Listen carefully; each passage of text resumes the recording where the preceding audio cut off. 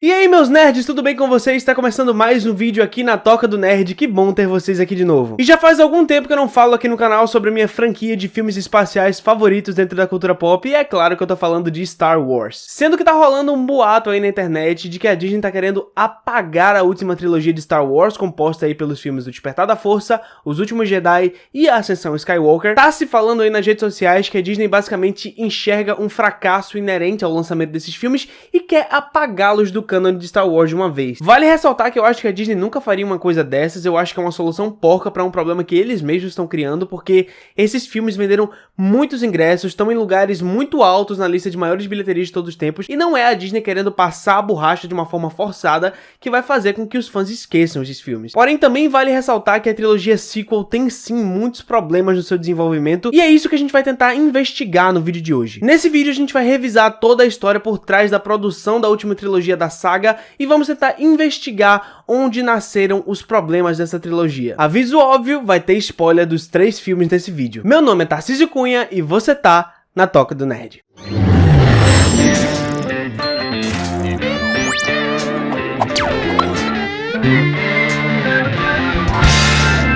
Então, gente, basicamente a nossa história começa no ano de 2012, quando a Disney adquiriu a Lucasfilm. A Disney basicamente tornou-se dona de todas as propriedades da Lucasfilm, contendo aí Star Wars e também a franquia Indiana Jones, e outras também que agora não me vem à memória. Mas quase imediatamente após essa compra, o Bob Iger, que era o CEO da Disney na época, fez uma reunião com o J.J. Abrams para que eles pudessem decidir como levariam os filmes de Star Wars ali pra frente. E talvez a primeira decisão questionável desses dois tenha sido jogar fora todo o material que o George Lucas tinha idealizado para, quem sabe, uma nova trilogia de Star Wars acontecer. Na real, o que muito se fala, na verdade, é que a Kathleen Kennedy é que foi responsável por descartar essas ideias. Inclusive, a Kathleen Kennedy vai ser uma personagem bastante importante na nossa história um pouco mais pra frente. Mas seguindo aqui, o que foi decidido nessa reunião é que os filmes de Star Wars deveriam continuar a partir da fórmula básica da antiga trilogia. O que Bob Iger queria fazer aqui, na verdade, era trazer uma nova geração de fãs pra dentro de Star Wars, porém usando pra isso exatamente a mesma fórmula dos filmes clássicos de Star Wars. E assim surgiu em 2015 Star Wars: O Despertar da Força, que além de nos apresentar novos personagens como Rey,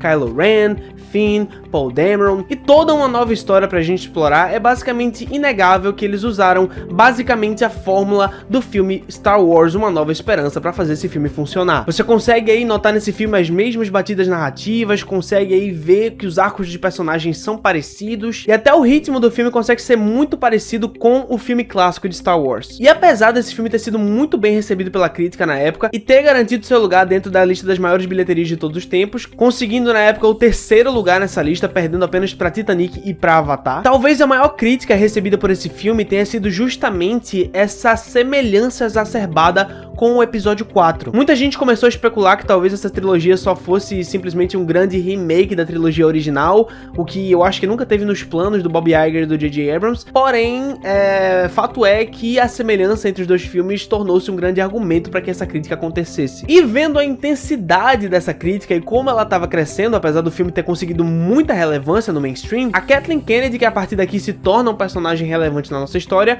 começa aí a comandar tudo que tem a ver com Star Wars dentro da Disney. E talvez a maior decisão dela para tentar driblar essas críticas para um segundo filme foi chamar para dirigir e escrever o Rian Johnson, que, como todos sabemos, foi o diretor de Star Wars: Os Últimos Jedi. E talvez o grande problema que eu enxergo dentro dos Últimos Jedi é basicamente que o J.J. Abrams conseguiu abrir várias portas, conseguiu deixar vários arcos inacabados naquele primeiro filme para que a gente conseguisse desenvolver isso tudo no decorrer dos outros dois. Basicamente, ele deixou aí o caminho todo traçado para quem quer que fosse dirigir ou comandar os outros filmes soubesse exatamente o que fazer. Porém, não foi bem isso que a Kathleen Kennedy e o Rian Johnson resolveram fazer. Na verdade, eles resolveram partir de um ponto muito interessante quando usado corretamente dentro dos filmes aí, que é a chamada quebra de expectativa. Como eu disse a vocês, o J.J. Abrams conseguiu fazer com que vários caminhos fossem abertos e traçados logo no primeiro filme, sendo que o Rian Johnson e a Kathleen Kennedy basicamente jogaram esses caminhos pro lado e resolveram traçar novos. E talvez a cena que melhor represente isso que eu tô falando é que no Despertar da Força, na última cena, a gente tem o encontro do Luke com a Rey,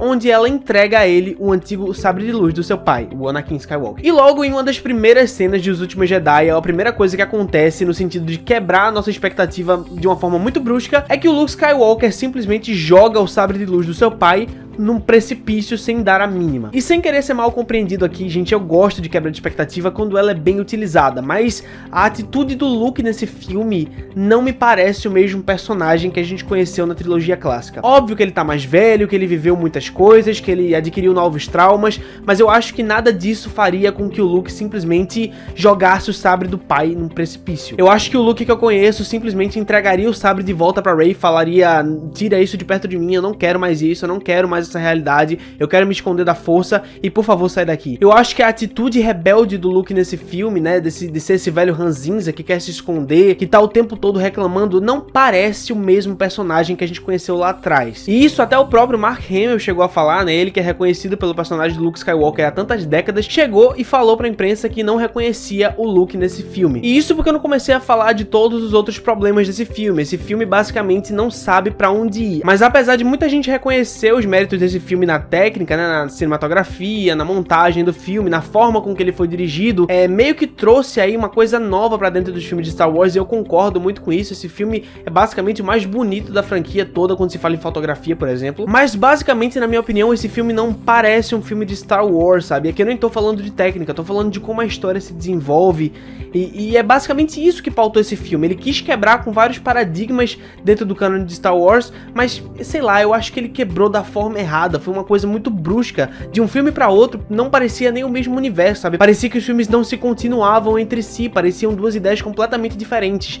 E é justamente essa discrepância de continuidade que fez com que os dois primeiros filmes da franquia não se comunicassem e gerou justamente toda essa confusão. E se é que eu posso dar um exemplo bem definitivo de como os filmes não se combinam, basicamente no Despertar da Força, pra mim, na minha cabeça, era claro que a Rey vinha de uma família clássica da saga, seja ela filha bastarda do Han Solo, ou da Leia, ou filha do Luke. Eu tinha quase certeza de que viria se revelar no futuro de que ela seria filha de uma dessas pessoas. Já nos últimos Jedi, a gente vai ter a revelação de que na verdade a Rey não é filha de ninguém especial, o que é uma decisão que, apesar de não comunicar com o que o primeiro filme vinha a trazer, é uma decisão que eu gosto, justamente por eu ser um defensor dessa teoria de que você não precisa vir de uma família específica para dominar a força está em todos da galáxia. Eu gosto dessa decisão que o filme tomou, mas fato é que ela não comunica com o que foi dado a entender lá no primeiro filme. Porém, em 2019, com o J.J. Abrams voltando para tentar terminar essa trilogia, a gente vem a ter na Ascensão Skywalker basicamente o J.J. Abrams desmentindo o filme do Rian Johnson, com a nova informação de que a Rey, na verdade, era neta do Palpatine. Ela seria filha de um dos filhos dele, ou um dos clones dele, não sei dizer exatamente como aconteceu ali, e ela teria essa ligação forte com a força justamente por ter vindo de uma família clássica que seria a família Palpatine. E é só você assistir esse filme, você não precisando sacar absolutamente nada de cinema, que você vê com seus olhos que essa decisão foi muito forçada e muito tomada nas coxas. É mais um erro de continuidade entre os dois filmes. Me parece muito que a Ascensão Skywalker é uma continuação direta do Despertar da Força e não dos Últimos Jedi, como deveria ser. Várias ideias do Rian Johnson e vários personagens que ele introduziu, como por exemplo a Rose, foram basicamente ignorados na Ascensão Skywalker. Vale também ressaltar que o J.J. Abrams acabou deixando de forma bem infantil várias farpas dentro da Ascensão Skywalker para atingir o Rian Johnson pelo fato dele ter ignorado aí algumas ideias que o J.J. havia deixado lá no Despertar da Força que não foram aproveitadas em Os Últimos Jedi. E isso justamente vem a rimar com um assunto que eu trouxe recentemente aqui pro canal, que é o fanboyismo executivo. Muitos fãs de Star Wars desgostaram muito dos Últimos Jedi, e é muito por isso que, apesar do filme ter o seu lugar garantido aí nas 10 maiores bilheterias de todos os tempos na época, agora ele é o 13º, se eu não me engano, o filme foi decaindo muito nas semanas seguintes, provando que o boca a boca não foi tão bom e os fãs não estavam muito satisfeitos com o resultado. Vendo isso, né, não dando atenção aí às críticas especializadas e indo mais pela cabeça dos fãs que muitas vezes não sabem o que quer, o J.J. Abrams e o Bob Iger, de volta ao comando, resolveram fazer um filme que tentasse agradar todo mundo e que acabou não agradando ninguém, justamente por ter decisões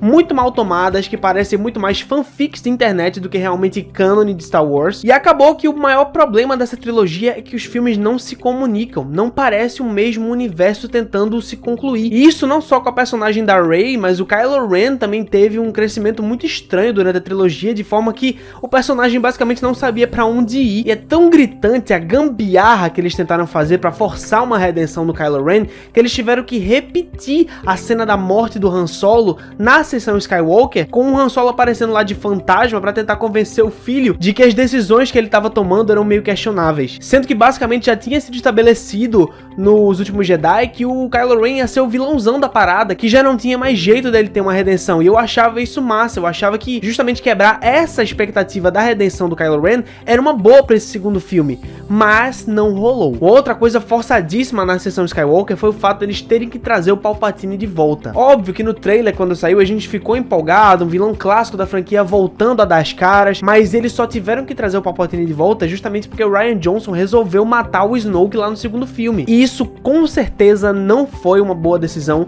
porque apesar dele ter colocado o Kylo no lugar de antagonista principal, ele tirou um personagem que era basicamente o imperador dessa nova trilogia e a gente não sabia quase nada sobre ele, e eu tive a impressão de que no segundo filme, ou até no terceiro, a gente viria descobrir coisas sobre ele, além do fato dele simplesmente ser um clone do Palpatine, sabe? E o que a gente conclui dentro de tudo isso que eu falei pra vocês é que basicamente a falta de planejamento e organização dos filmes, a falta de ter uma história completa definida desde o início, foi basicamente o que faltou pra essa trilogia. Tem uma galera aí que adora criticar a Marvel pelo seu excesso de planejamento, por não deixar os diretores serem autores e fazerem os filmes ao seu grosso modo, tendo que seguir uma planilhazinha de como os filmes têm que ser, mas basicamente foi isso que faltou a Star Wars, né? Um controle. Porque basicamente cada diretor foi pra um lado diferente e acaba que a gente não tem uma história coesa nos 3 filmes. Inclusive, o que se fala muito é que o Colin Trevorrow, que ia ser o diretor inicialmente do terceiro filme da saga, tinha provavelmente uma ideia muito mais interessante pra tentar colocar os 3 filmes na coesão. Ele tinha nas mãos um roteiro aí que poderia colocar as ideias do Despertar da Força no lugar, que traria de volta algumas ideias dos últimos Jedi e que conseguiria concluir essa história de uma forma mais coesa. Porém, a Disney resolveu ir pelo caminho mais fácil, ir pelo caminho mais seguro, chamou o J.J. Abrams de volta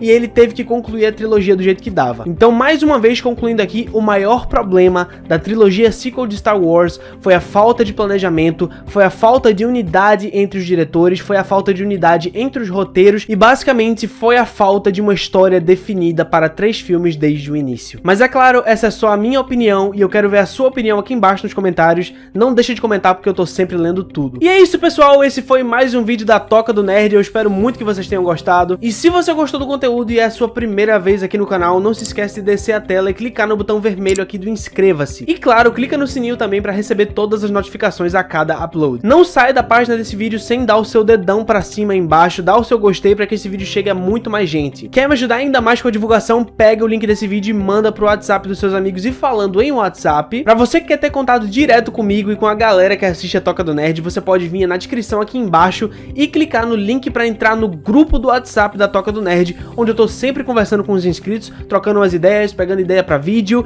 e você vai ser sempre muito bem-vindo lá. E claro, assiste os vídeos antigos do canal que estão aí em cima pra você clicar e ver e dar o seu gostei lá também. E é isso, galera, eu vou ficando por aqui. Tchau, gente, até o próximo vídeo da Toca do Nerd. Tchau!